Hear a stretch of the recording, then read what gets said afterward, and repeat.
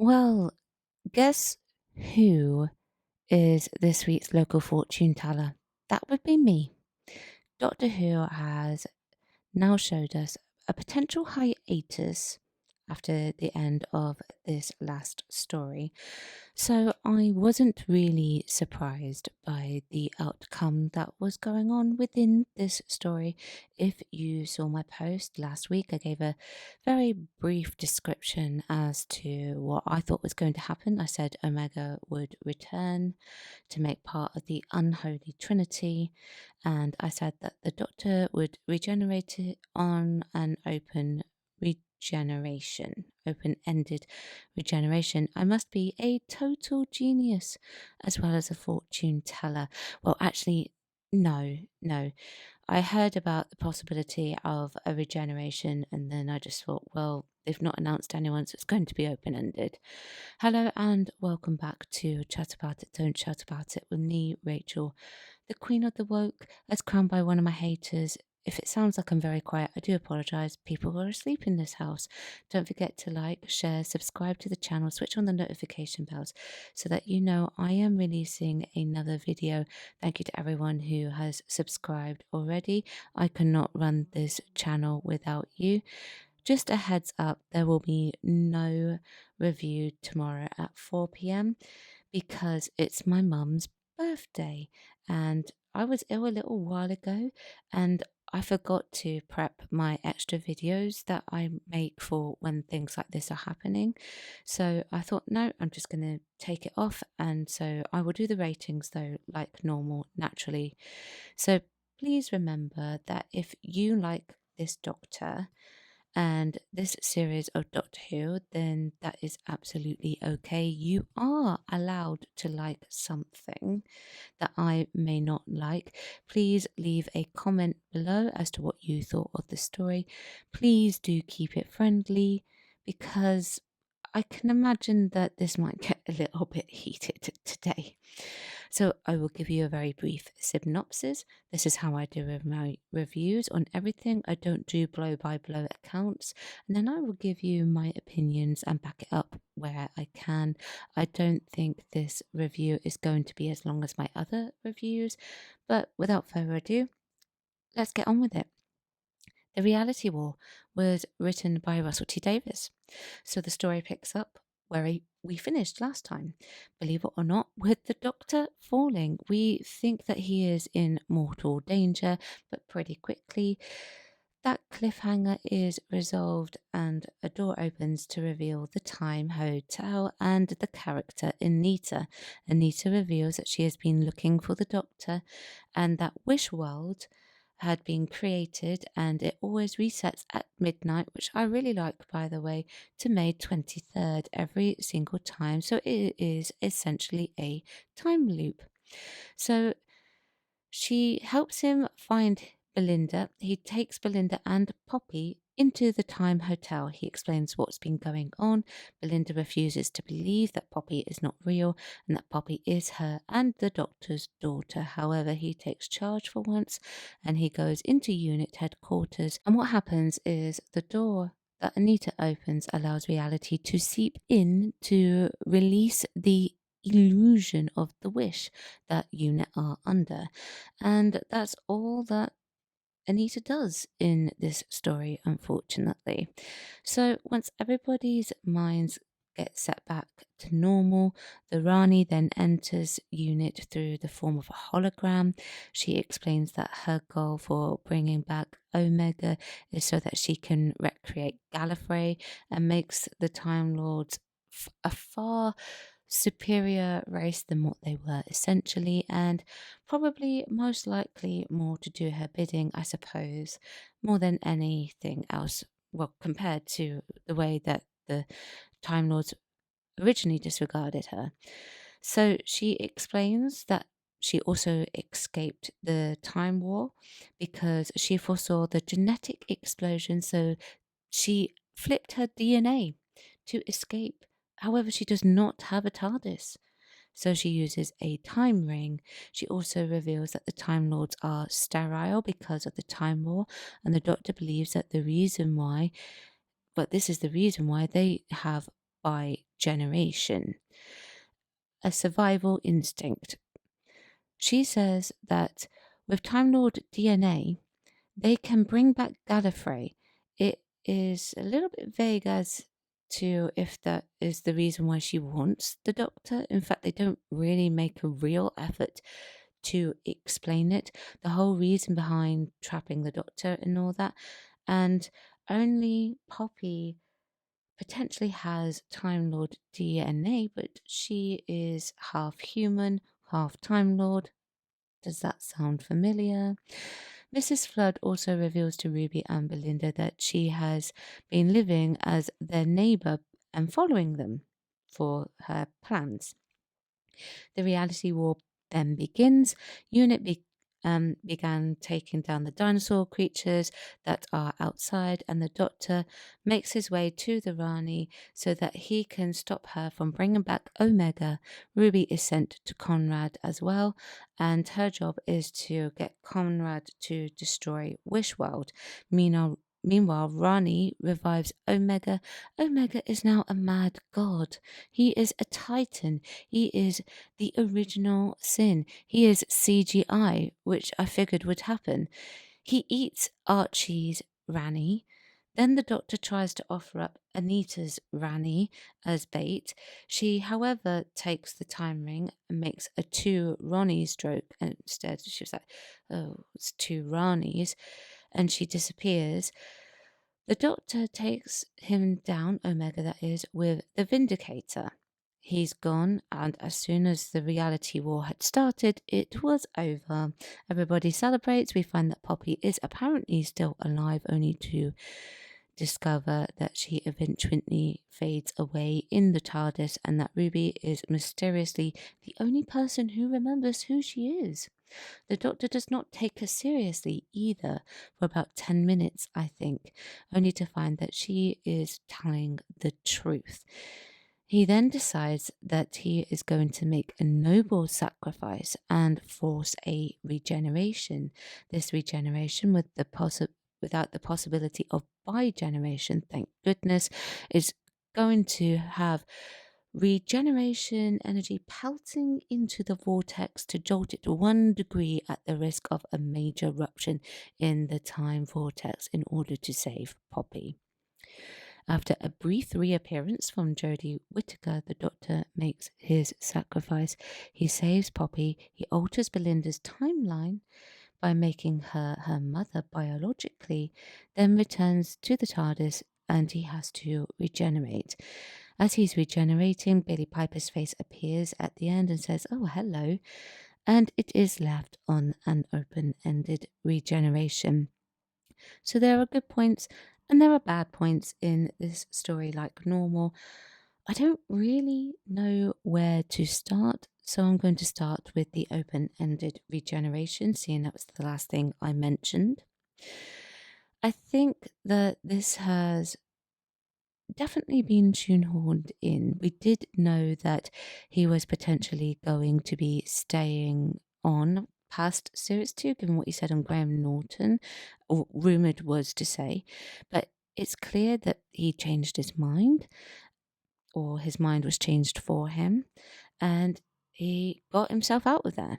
And that's fair enough. I did feel like that the bit where Ruby was talking about Poppy and the fact that Poppy was not there and no longer existing, I feel like that was pretty much where the story was going to end originally, potentially, rather than having a giant reset button like we got. So, in order to regenerate him, because he doesn't go down in the original penned story, RTD tries to tie it in with Poppy and made a massive deal out of it. And I don't think that necessarily should have been the focus of the regeneration. I feel like they could have taken something from earlier on and use that as his regeneration. Maybe, for example, when Omega returns, Omega could have attacked him. I know that's not what they had filmed, but there's no reason why, if he was going to regenerate as a last minute decision, that they could have just filmed a bit where he got hurt because he wasn't really in any major jeopardy. But, they could have used that as a reason for him to regenerate, but they didn't. They just went with the fact that he had to sacrifice himself to save Poppy, which in many respects is fine because it is well within the lines of the character to do something like that, but I just wanted something more. But like I said, I felt like it was a shoehorned in regeneration. I also want to add that the bit where Ruby is questioning about what Poppy, where Poppy is, it was far too long. It was almost like it was filler. Now, as part of the regeneration, Jodie Whittaker appears, and I tell you something, I was so relieved at this point that she turned up. She was a highlight because when she appears, it's about 50 minutes into the story. And at that point, we had had about 15 minutes of just talking and nothing else happening. And the energy levels of the story had fallen, in my opinion, quite flat. And when she comes in, it's almost like she has picked up exactly where she left off, exactly the same portrayal, exactly the same energy that she used to have. And while she's still not the Doctor, in my opinion, it was certainly good to have her back, even to just liven up the story a little bit. So, full credit to her. They didn't need to add in the bit about telling Yaz that she loves her. That was just pure fan service for the minority that wanted that to happen. And to be clear for anyone who is new to this channel, I am of the opinion that Doctor is asexual. I don't have an issue with relationships being in Doctor Who, just not for the Doctor. Friendships only. And by the way, what was going on with his granddaughter? She never came back. Anyway, RTD also takes a moment to add into the script that the Jodie Whittaker Doctor says that she thinks that the Shooty Doctor is gorgeous and beautiful. Now, whilst I have criticised the fact that I don't think that the regeneration should have been done in such a small way when we were promised such a big finale, I do like it. I like the idea behind him forcing his regeneration energy into the vortex. I think what that did was that allowed for some different regeneration aspects to be presented to us. One of the things about Classic Who is that each regeneration is completely different and it's so refreshing each time. In this case, it's not necessarily anything different, but I feel like just doing that little bit and the screen breaking towards you, I do like that. I like the effects, the time and the effort that was put in on that. By the way, I also didn't think that Time Lords could regenerate at will. The Time Ladies could, but not the Time Lords. It's just a small continuity point. Maybe that was just Russell changing it not for the sake of changing it in this case, but because Shooty pulls out, so it was a last minute shoehorn in, so he had to do something and come up with it. Anyway,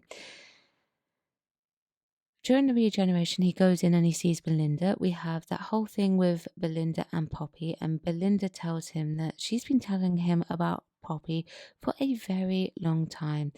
And this is because by shifting it 1 degree, he has changed her entire timeline. And then we go into the main regeneration, which was done without any companions or anything like that. And you can tell that this was filmed on different days because Shooty has lots of swirling regeneration energy, and then it just changes briefly to just regeneration energy before we see Billy Piper. Instant red flag. It's an open-ended regeneration. That is still regeneration energy swirling around Billy, so it's incomplete. And in the credits, she's not credited as the Doctor. It just says, and introducing Billy Piper. Now, I don't like that. It's not like it is Peter Capaldi or Colin Baker, where they both appeared in just one story before taking the role as the Doctor. Not everyone would immediately join the dots in that case. However, in this case, Billy played Rose, and Rose was a very popular character and still is. Now, do you see where I'm going with this? Even though I have no reason to believe that Billy is going to be the Doctor, they are doing this in order to hype up fans in the hope that she will be. That's one reason. The other reason, I believe, is for production purposes. If they were to continue on from that moment, they can get Billy to come back and do that little bit again and morph to the new actor. It's Bad Wolf saying, Shooty has gone. We're teasing you with this, but it's going to be this person. However, that also tells us that the hiatus is potentially on the cards. It might not be a long one, but we're definitely not going to be getting anything for the next year. I don't know about Disney, don't know what they're going to do. Everything about the regeneration scene was done in a way so that it could make it easier for them to continue where they left, because guaranteed, Mr. Gatwa now does not want anything to do with it. So, yeah, that was an awful lot of time dedicated to looking for Poppy and the regeneration sequence. Though I think that the regeneration added a fair chunk of time too. That probably wasn't there to begin with. Now, time is something that they had very clearly on their hands in this. This story was called The Reality War. So I would like to ask the question, where was it? Did it exist? And yes, that is sarcasm. It was a 67-minute story approximately. Within 35 minutes, everyone is defeated, and the other 30 minutes was dedicated to talking.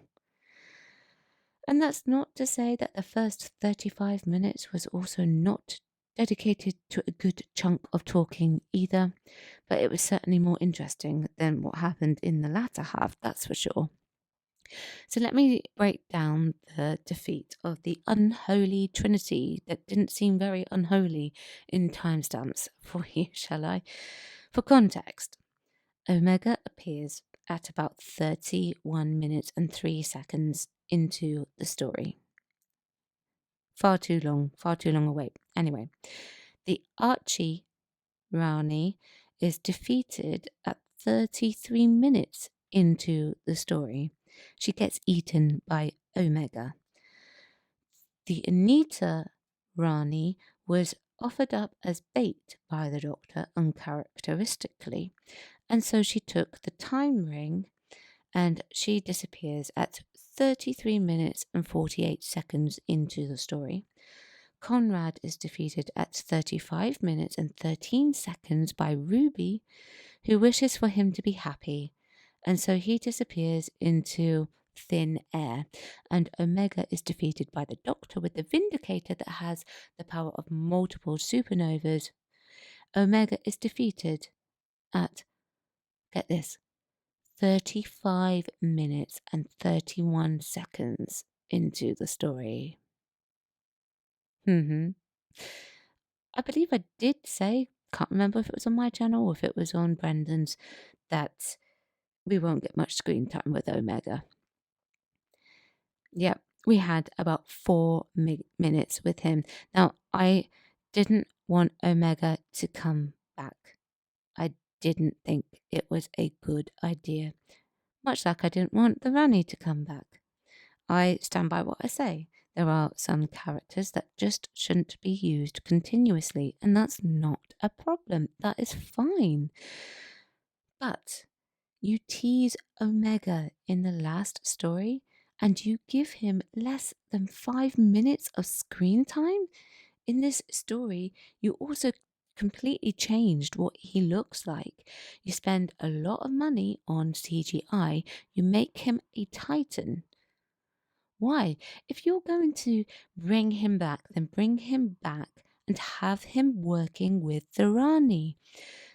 This does not show Omega's power. This is almost, well, it almost felt like we've got a little bit of budget left over. So let's use it on this one character and that we can afford to change for no reason whatsoever because we don't see him very often. So, yeah, they changed Omega, and I'm not best pleased about that. It had a very Sutek-esque form to it, so I wondered if they used some sort of similar framing, whatever. Anyway, and you either have him in it properly or not at all. What a shame. And the new Who viewers who are watching this will have no clue about this character because this character has been butchered. He's the creator of the Time Lords, but they turned him into a godlike Titan monster, something that he wasn't necessarily with to begin with. He was powerful, yeah, but he wasn't a Titan. And the fact that the Doctor defeated him so quickly, I don't mind the fact that he defeated him with the Vindicator per se. That in general, I think, is a good idea, but because he's gone around and he's collected all that power, but it just happened way too fast.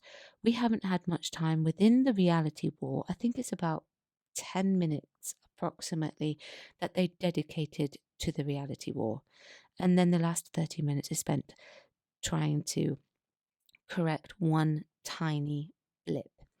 I think in many respects, the focus really should have been on the Rani. Not that I think that she was written in this story correctly at all, but once again, the highlights are Archie, Punjabi, and Anita Dobson. I don't know how these two ladies are holding everything going up with everything that's going on. And actually, Mel's also quite good in this as well.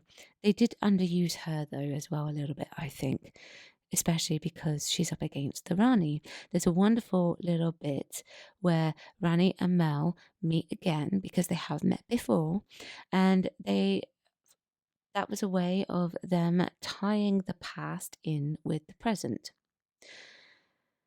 The whole entire scene that is dedicated to the explanation of what the Rani is doing is probably the only scene that I would warrant any type of need to have a pause a minute so that she can explain what's going on.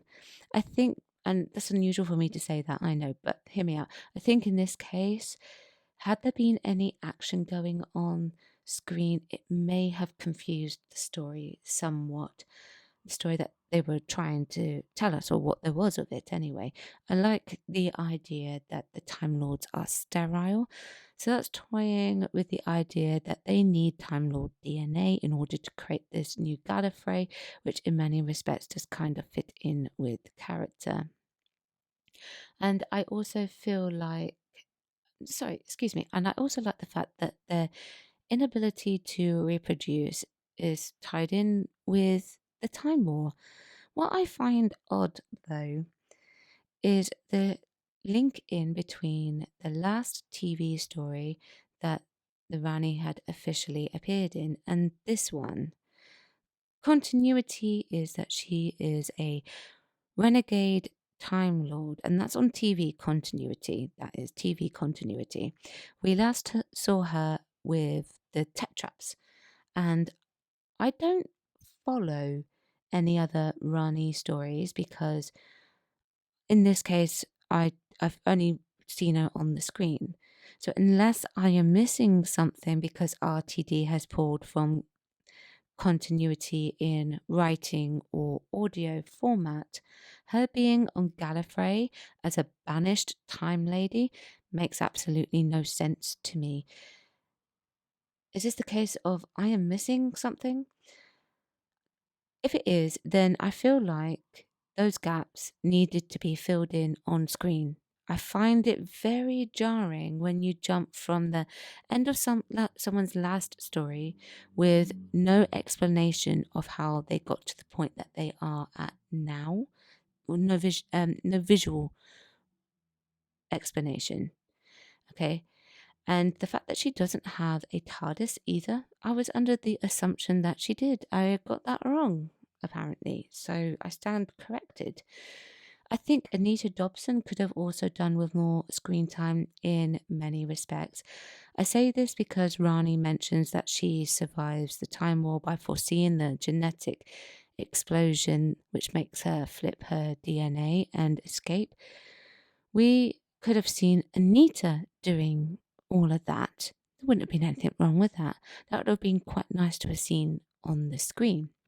I will say though, now that I think about it, this whole DNA situation, the Doctor wasn't the only surviving Time Lord. The Master was as well, and the Rani. Why on earth would this Time War made the three of them completely sterile? That doesn't make any sense now that I think about it. And the Rani doesn't say anything that ties that in other than the fact that it was a genetic explosion.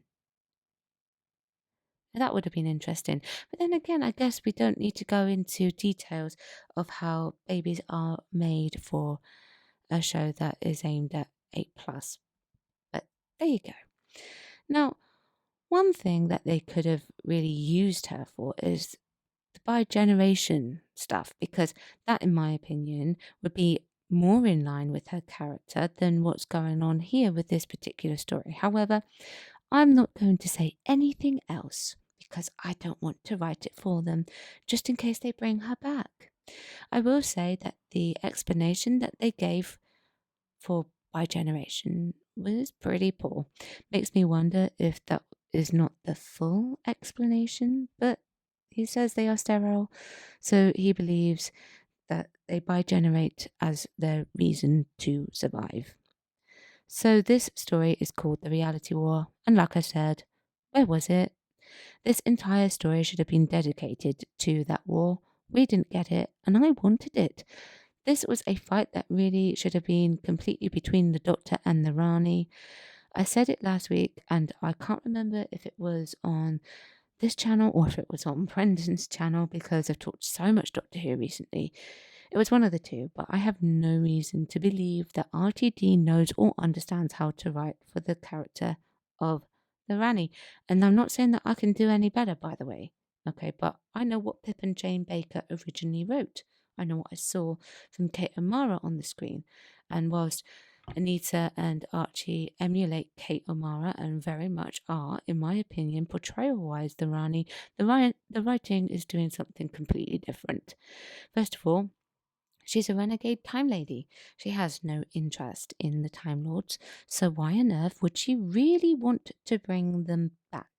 That was my biggest question. And okay, it was kind of answered in this story. However, the biggest issue that I have with this is the fact that we did not get to see her do it. Even when we see her posing as Mel, and the Doctor trying to fix her TARDIS in the time and the Rani, once that is done, we see her getting about her business. She don't give a damn about the Doctor and getting on with her experiment. We should have seen this. It should have been bring Omega back at the beginning, but not in Titan form, and then the Rani working with him to bring back the Time Lords, or cut Omega completely, have it with just Rani messing around with Time Lord DNA, and we see her succeed, and then the Doctor has to figure out what on earth he can do in order to put a stop to everything that is going on. Or we just see him completely fail and decide to leave it. You have to, you have in this story, two very, very talented actresses, and they are underutilized and the character was poorly written, and that is a shame. The performances made up for it in the very limited screen time that they had. I will say, RTD did do a little bit of a meta moment though. He put two Ronnie's jokes in. She says, "So much for the two Ranis. That's a good night from me." And I I say I put that in as a plus. Okay. I gave that a little uptick because he clearly knew that's what we were going to do. I even wondered if that's why he ended up biogenerating them so he could make that little joke. He played it down to predictability, I think. I think the defeat of the Rani was a little bit lackluster. It should have been the Doctor doing it, particularly if we are to believe this statement that Ncuti wanted to face the Rani. All that build up, and he didn't even get to take her down like he wanted to. At most, he was going to offer her up for bait. Although I will say that this is probably the best I have seen from Ncuti, and I can't recall if he cried in this story. He could have done, I might have fallen asleep. But yeah, it was definitely his best one today, and I guess because he's leaving, you could say that he has gone out on a high, which in actual reality you want for every Doctor. You want them to have their moment. He was given that moment. It wasn't the best moment because it was so quick, but he was given it, and he does give it as much as he possibly could. And I do give him credit for that. But it's a case of too little, too late for me in this regards with this version of the Doctor. I say I do think that he is pretty good at comedy because when the Anita Rani beams out with the time leak, he's like, "Okay, thanks for that. What do I do now?" And his face, he made me laugh. Right, he is good at that. I saw him in the Importance of Being Earnest, and he made me laugh in that too. So I think he's got a knack for comedy in acting. And I feel like, especially in the moment when the storyline picked up and the action had set in, I was much more excited to see what he could do because it was kind of tense. Omega is returning. We don't know when he's going to appear on screen, and he is taking charge. He's walking around like he owns the place, which is something that the Doctor does. And I don't know why we're only getting it in this story.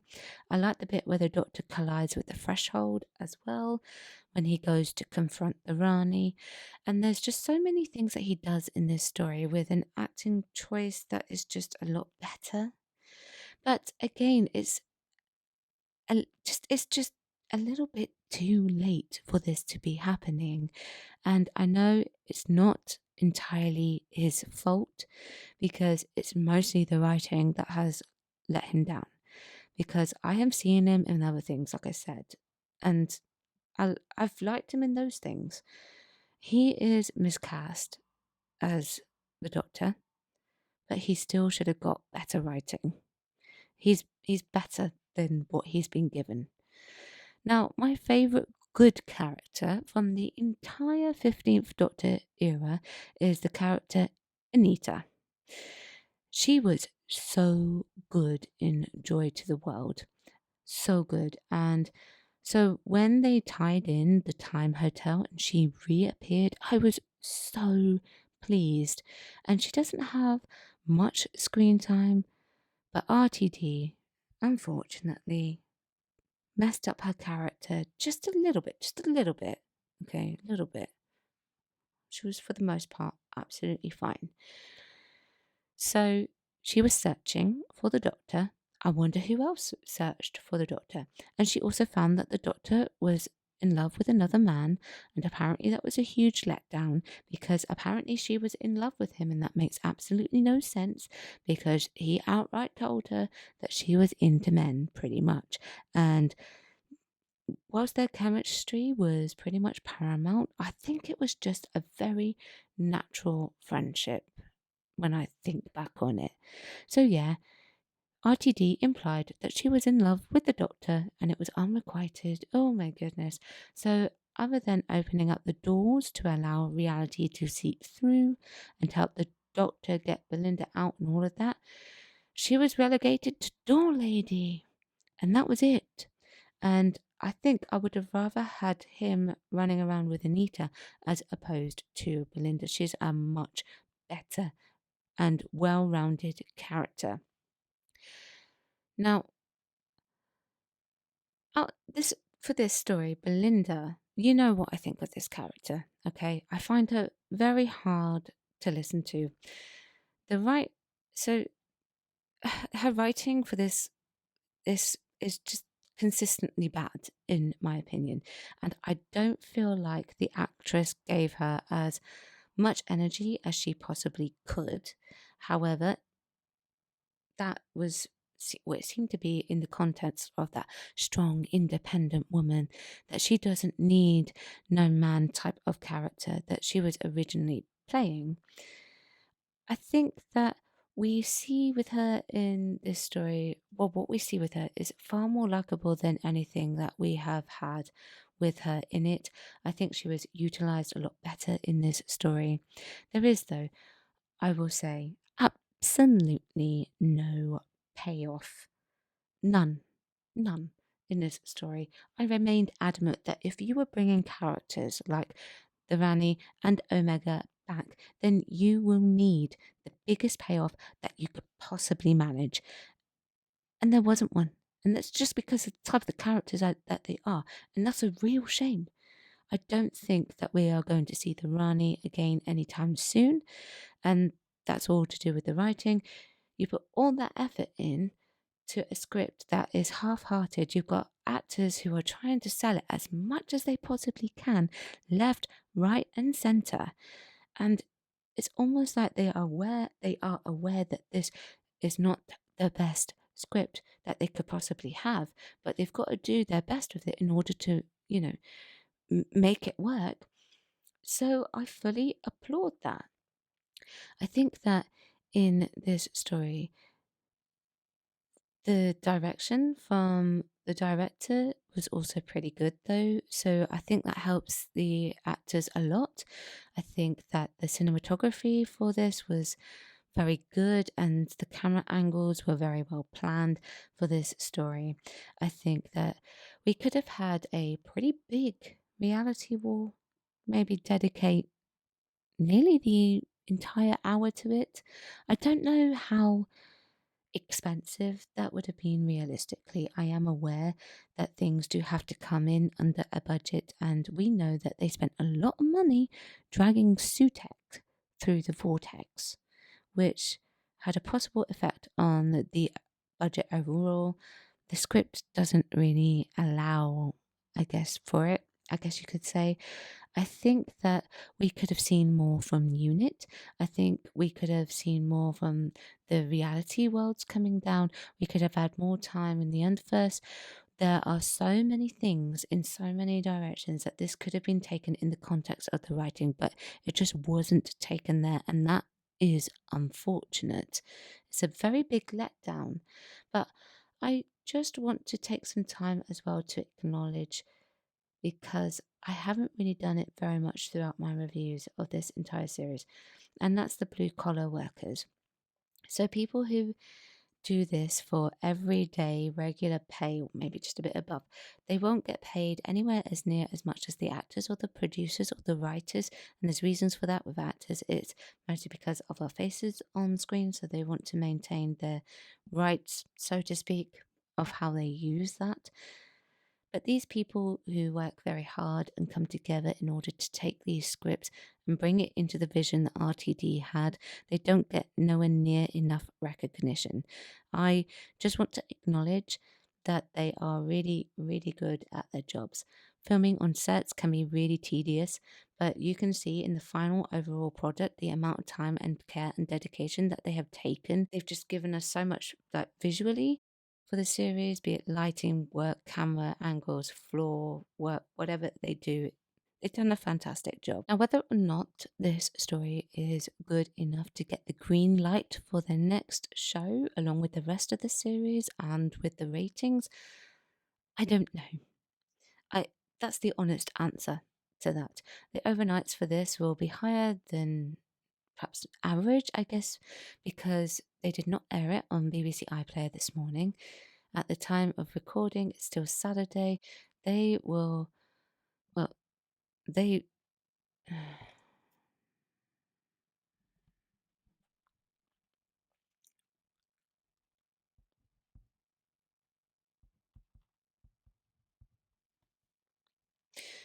Time will tell on this one. I do think that we are going to get a hiatus for sure. Don't know how long that will be. I'm not a cancellation bunny, I am a hiatus bunny. But everything that happened in this story and the regeneration tells me that they have come to a very potential definite pause. And I would say that it's happened this way because people have just not received this as well as they wanted us to receive it.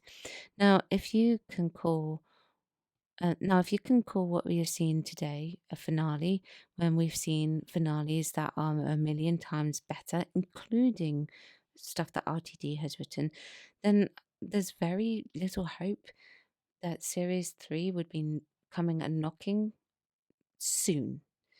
But, I could be wrong.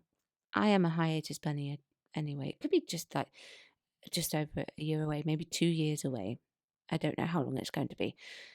And by the way, I am still adamant that the best finale from RTD is Journey's End and Stolen Earth. That story had so much action in it. It was very well done. It was very refined and fantastically performed. This one with the Wish World. Well, I don't know what I watched, but in my opinion, this was not Doctor Who. When it comes back, I want it to return to its old format. And what I mean by that is not necessarily 4 by 25-minute stories or 6 by 25-minute stories. I understand that that's not really a feasible option for them anymore, and that's fine. I would like them to go back to having cliffhangers, maybe having two longer stories, maybe not focusing on a story thread that ties itself in all the way throughout the series. It's fine if we do that type of story once in a while, but it's just getting to the point where it's not paying off and people join in and they're confused as to what is going on. And I also think it's time to get some fresh faces in on the writing team, get rid of the showrunner position, go back to producer, script writers, and editor. Maybe get some of the older Big Finish stories adapted for full screen. If you've done it before, so it could work again. I don't see why it can't. I just want fresh storytelling that doesn't feel the same. I want to also make sure that we stay well away from this type of Doctor Who and go back to Doctor Who doing what Doctor Who used to do best, and that is action, science fiction, and history. That's what I think. Let me know what you think. Chat about it, don't chat about it. Like, share, subscribe to the channel, switch on the notification bell so that you know I'm releasing another video. Thanks for watching. See you tomorrow. Bye bye.